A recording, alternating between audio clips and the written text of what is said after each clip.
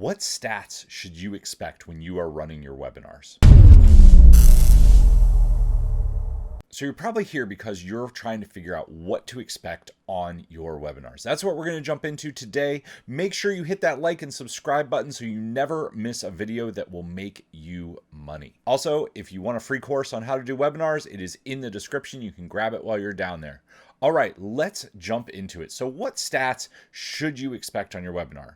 I know a lot of people out there are saying, start doing webinars, you're going to make a ton of money. And webinars work very well to share your message and make a lot of money. We're going to go through the stats that you should expect and how to raise those stats most importantly.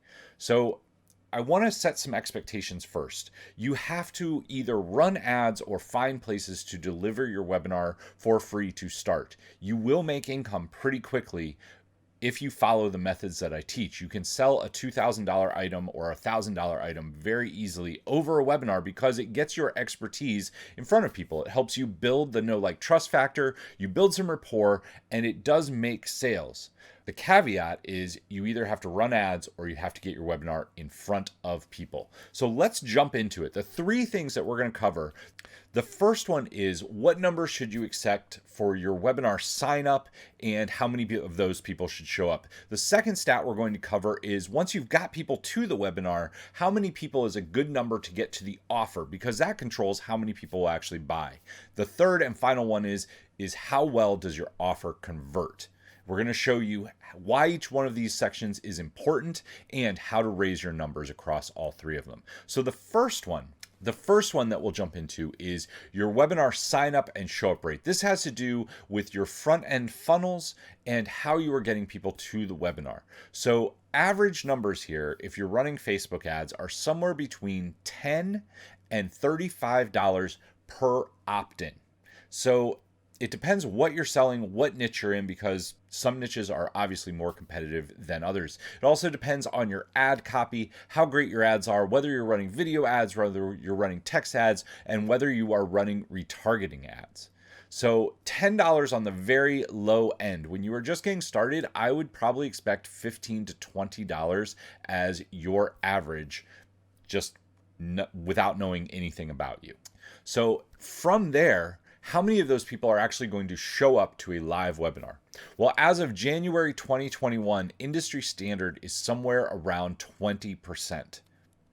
That's not a huge number. That means 1 out of every 5 people. So let's go back to that number, right? If you're spending, let's say, $20 per person, and you spend $100, you're going to have 5 people and you're going to have 1 show up. That means you're spending $100 to get somebody onto your webinar. If you spend $1,000, having 10 people show up live would be considered average. So how do you raise those numbers? Well, first, we're going to start with how you run your ads. If you can't run ads right now, if you don't have an ads budget, that does not mean you can't do a webinar. You just need to find some Facebook groups that you can present your webinar in to start with. That is a great way to pitch to a semi-warm audience where you're going to be introduced by somebody as an expert. This gives you a warm audience that you did not have to pay for. Reach out to group owners and start there. Once you have some money to run ads, I would say plan on running $2,000 in ads. I would run some YouTube ads because people on YouTube are looking for video. If you don't know how to do that or it's too complicated, let that go. I would run Facebook ads then and a retargeting sequence. Running great front-end Facebook ads with a 3-step retargeting sequence will get people to opt in. And then once they've opted in, you need to have a solid email sequence in place. So you need to email them. I would recommend 4 to 5 times the day before and the day of your webinar. Now, the biggest single thing that will drive people to your webinar are showing them testimonials of people who have got results that invoke curiosity. So you have to show a testimonial of somebody who got the result. This person did a webinar and they sold more than $30,000 to a cold audience on less than $1,000 of ad spend. That should invoke some curiosity from you, because right there I've told you that you should run more in ads than that. So how did they do that, right? Showing that and creating an open loop will drive people to your webinar. The more curiosity you have, the better your show up rate is. Also, the more follow-up that you have to drive them to the webinar with different testimonials, different curiosity hooks, the more your show-up rate will increase. Customers that we have worked with, some of my clients, we have been able to get them up to a 30% show-up rate just by changing their front-end sequence. One person we were able to actually get, I think it was 43%. To one batch of ads. So that is not normal. Don't expect that out of the box. But the way that you change it and the way that you raise it is raw curiosity, retargeting ads, and client testimonials that get people curious and say, I want that outcome.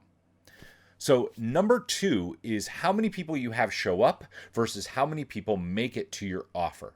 So this has to do with how well you present. How engaging are you? Are you telling amazing stories? Are you getting people into what you are showing them, right? We've seen webinars.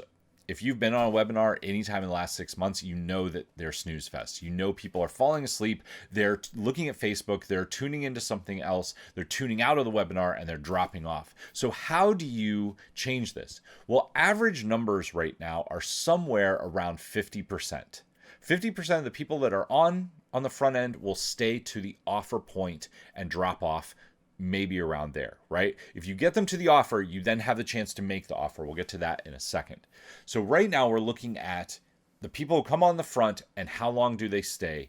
50% is an average. I've definitely seen some that are like 30 to 40%. If you're doing a auto webinar, take about 20% off of these numbers. So 30% staying on is the industry average.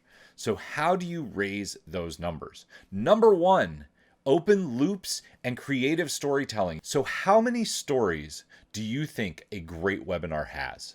Go ahead and put your answer in the comments. I will definitely answer them. I'll be looking for that. I know how many, and I think it might blow your mind. You want to create drama. Think about a great soap opera. If you've never watched a soap opera, I recommend you watch just a few of them so that you understand how open loops and drama work. The more stories that you can tell that create open loops and get people leaning forward, the more subtle drama that you put in, people enjoy that. That's why we love movies. That's why we love TV shows, right? Think about whatever show you watch, Game of Thrones, Sons of Anarchy.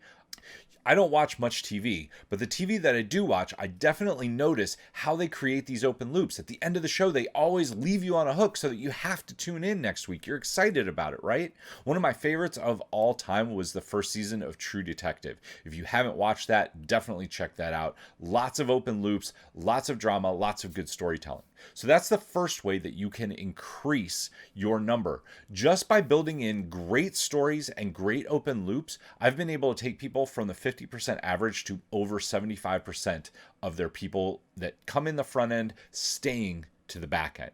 Well, the other 2 things that you can do is create a storyline that they care about. So instead of random pieces all over the place or just teaching, create a story arc that meets them where they're at, what they're struggling with, takes them through their pain points and shows them how to solve it in a very clear and linear fashion.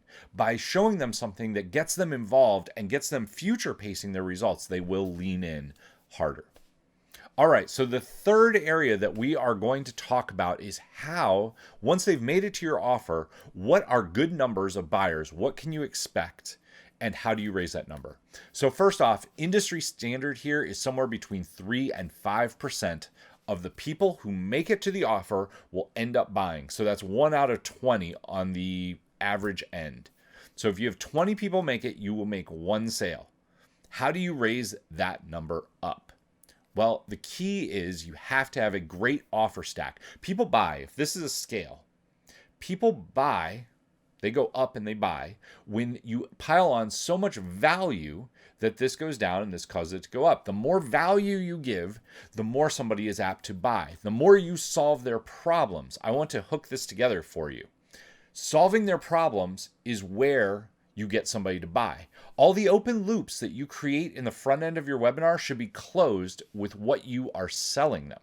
By creating that open loops, you've created desire, you've showed that you can solve their problem, and you solve it when they buy. You do not create value by talking about all the things that are in your program.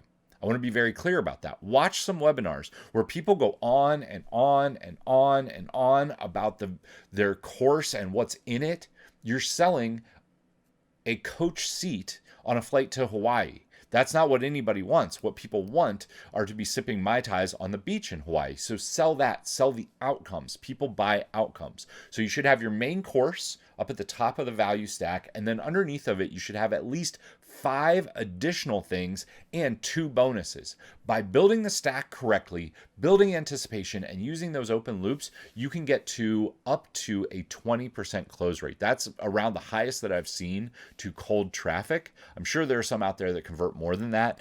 On average, we've been able to take our client closes from an industry standard of 3 to 5% to 10% or slightly better. So I hope that makes sense. If you have questions, if you have comments, leave them down below. If you want me to look at your webinar, one of the things that I do is a VIP breakdown of webinars. I will go through your webinar slide by slide, line by line, and give you detailed video feedback on how to fix all the things that we have talked about in this video. Also, if you don't have a webinar and you know you want to build it from scratch in a way that will convert for you, there's a link down below where you can schedule a VIP call with me where I will take you through what that would look like. We'll build your presentation, we'll build your deck, we'll build your front end funnel, and we'll build all your follow-up so that you have an amazing webinar that converts. So make sure you hit that like and sub button so that you never miss a video that will make you money. And until next time, take action, change lives, and make money. I'll see you soon.